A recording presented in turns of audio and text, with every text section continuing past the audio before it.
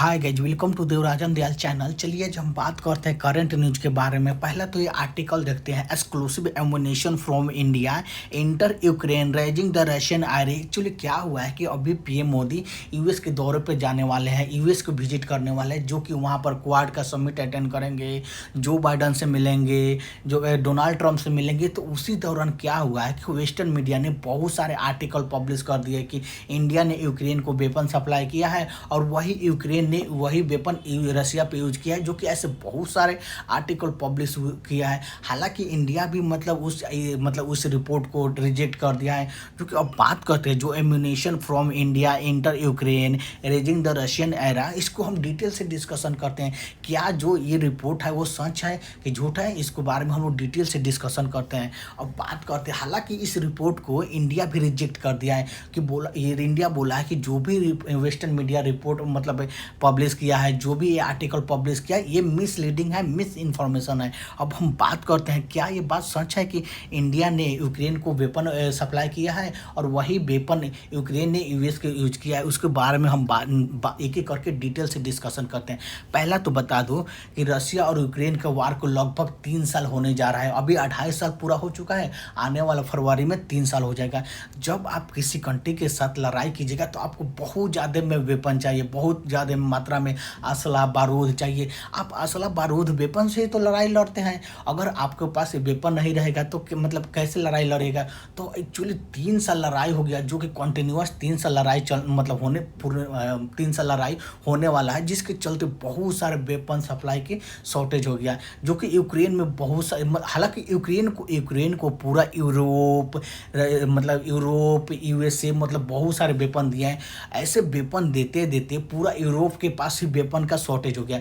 जो वेपन का शॉर्टेज हो गया, तो क्या हुआ कि कुछ दिन पहले इटली ने भी इंडिया से, इटली चेक रिपब्लिक ने ये बहुत साल पहले 2021-22 में ये सब कंट्री ने इंडिया से वेपन मंगवाए थे, कुछ असला बारूद मंगाए थे, जो कि वही वेपन सिर्फ इटली चेक रिपब्लिक ने यूक्रेन को दे दिया और यूक्रेन ने यूज कर दिया रशिया पे।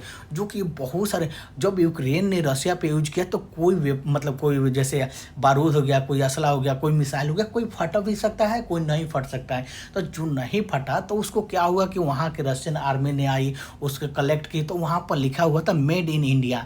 हालांकि ये बात कुछ तक बात सही है कि मेक इन इंडिया। जैसे क्या हुआ ना कि इंडिया ने अपना एक्चुअली बहुत सारे आर्टिलरी सेल इंडिया ने आर्टिलरी सेल किया था, जो कि चेक रिपब्लिक को, यूरोपियन कंट्री को, वो भी एम्प्टी सेल, खाली डब्बा। जैसे नहीं होता है कि खाली डब्बा आप सेल कीजिए और वहाँ पे आप बारूद भर के आप किसी और कंट्री को दे दीजिए। जैसे क्या हुआ कि चेक रिपब्लिक इटली को इंडिया ने बहुत सारे सेल, जैसे होता है सेल सॉलिड के सेल जो कि बारूद का एक एथी होता है ना, बारूद का जो मान लीजिए बारूद का एक कैप होता है, बारूद का कैप होता है जिसमें खाली डब्बा होता है, ठीक है। तो इंडिया ने बहुत ज़्यादा सेल किया था चेक रिपब्लिक को और इटली को, और वहाँ से वो लोग बारूद भर के जो कि यूक्रेन को दे दिया, क्योंकि यूरोप के पास तो वेपन के शॉर्टेज आ गया। और जो वेपन इंडिया ने सेल किया था तो वही वेपन यूक्रेन के दे दिया, और यूक्रेन ने वही वेपन रशिया पे यूज कर लिया। जो कि जब रशिया पे यूज किया तो कोई वेपन जो मिसाइल, जो कोई आर्टिलरी फटा और कोई नहीं फटा। जो नहीं फटा तो रशिया के जो आर्मी है उसको कलेक्ट करे और देखे लोग कि यहाँ पर तो मेड इन इंडिया लिखा है, जो कि खाली सेल किया था जो कि इंडिया ने। अब उसी बात को लेकर बहुत सारे बहुत सारे न्यूज़ पब्लिश हो गए कि इंडिया ने यूक्रेन को वेपन सप्लाई किया। हालांकि जो इंडिया के जो मेजर डिफेंस कंपनी है, जैसे यंत्रा है, कल्याणी है, एमुनेशन मेकर है, ये 3 कंट्री है जो कि जो कि यूरोप को वेपन सप्लाई किया था। वो भी खाली सेल सप्लाई किया था, लगभग बहुत ज़्यादा उतना भी 2.8 मिलियन का कंपोनेंट, जो कि इटली को और चेक रिपब्लिक को सेल किया था, और स्पेन को भी सेल किया था, सोलोवानिया इस सब कंट्री को सेल किया, बेचा था। अब बात करते हैं जो कि बात करते हैं कि जो कि ये बेचा था, तो वहाँ के लोग वहाँ मतलब यूरोप गया ये वेपन, यूरोप से वो लोग बम मतलब थे बारूद भर के यूक्रेन भेज दिया, यूक्रेन ने रसिया पे यूज कर दिया। जो कि इंडिया का टारगेट है कि आने वाला मतलब 2025-26 में मतलब 29 तक ले जो इंडिया का डिफेंस एक्सपोर्ट है ना उसको $5 बिलियन तक ले जाना है। अगर $5 बिलियन तक ले जाना है, अगर मतलब $5 बिलियन तक ले जाना है तो हमको बहुत ज़्यादा एक्सपोर्ट करते हैं। हमको क्या पता है कि आप मेरे से वेपन ले रहे हैं, आप मतलब मेरे से वेपन ले रहे हैं और फिर किसी और को देकर किसी मतलब मेरे जो मतलब करीब कंट्री है उस पर आप यूज कर रहे हैं, जो कि मतलब बहुत कंसर्न की बात है। अब बात करते हैं जो इंडिया का टारगेट है कि आने वाला दिन में आने वाला 2029 तक ले इंडिया 5 बिलियन तक ले वेपन एक्सपोर्ट कर सकता है कि नहीं कर सकता है। उसके लिए मतलब क्या करना होगा। अब बात करते हैं जैसे कि अगर मान लीजिए आप वेपन एक्सपोर्ट कर रहे हैं, ठीक है, तो आप तो मतलब छोटे छोटे वेपन एक्सपोर्ट कर रहे हैं, तो उसके लिए एक मतलब कोई एग्रीमेंट नहीं होता है उतना कि एक होता है agreement, end user monitor agreement होता है। जैसे कि आप किसी को सामान दे दीजिए, मतलब आप किसी कंट्री को आप अपना वेपन बेचें, तो आप उस कंट्री को उस कंट्री से साइन करवाते हैं, एग्रीमेंट करवाते हैं कि ये वेपन मेरे मतलब आप ही यूज कर सकते हैं, कोई थर्ड पार्टी कोई तीसरा थर्ड पार्टी आप यूज नहीं मतलब यूज नहीं कर सकता है वेपन। जैसे कि मान लीजिए इंडिया ने यूरोप को किसी कंट्री को वेपन सप्लाई किया, ठीक, अगर वो वेपन सप्लाई यूरोप के ही मतलब जो पार्टी जो कंट्री को दिया है वही कंट्री यूज कर सकता है।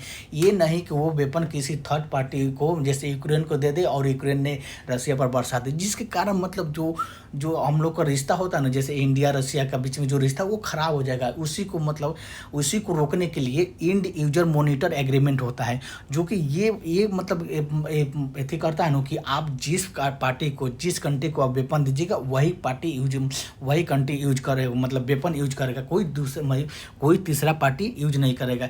जैसे यूएस ने इंडिया से वेपन लिया, कुछ वेपन लिया, तो इंडिया ने मतलब साइन किया इंड यूजर एग्रीमेंट साइन किया है, कम्युनिकेशन इंटरऑपरेबिलिटी जो सिक्योरिटी मेमोरेंडम ऑफ एग्रीमेंट है, जो कि जो भी अगर यूएस मतलब अपना वेपन देगा तो उसका मतलब कोई थर्ड पार्टी मतलब यूज नहीं कर पाएगा। जैसे चाइना को आप हम नहीं बेच सकते हैं, थर्ड पार्टी हो गया चाइना, तो उसको हम नहीं बेच सकते हैं। अब बात करते हैं जो इंड यूजर एग्रीमेंट होता है, जो कि बहुत मतलब हर कंट्री के साथ आप नहीं कर सकते, क्योंकि इंडिया का जो डिफेंस एक्सपोर्ट है ना उसको $5 बिलियन तक ले जाने के लिए अगर आप हर कंट्री के साथ इंड यूजर एग्रीमेंट कीजिएगा तो वो कंट्री नहीं लेगा, क्योंकि वो बोलेगा कि आप मतलब आप ऐसा मतलब एक थोड़ा सा नहीं होता है कि हाँ आप रेस्ट्रिक्टेड लगा दीजिएगा, आप ही मतलब यूज कीजिएगा और कोई दूसरा यूज नहीं करेगा, जिसके कारण जो $5 बिलियन का जो डॉलर का हम लोग का एक्सपोर्ट मतलब एक्सपोर्ट करने का जो टारगेट है ना वो नहीं हो पाएगा।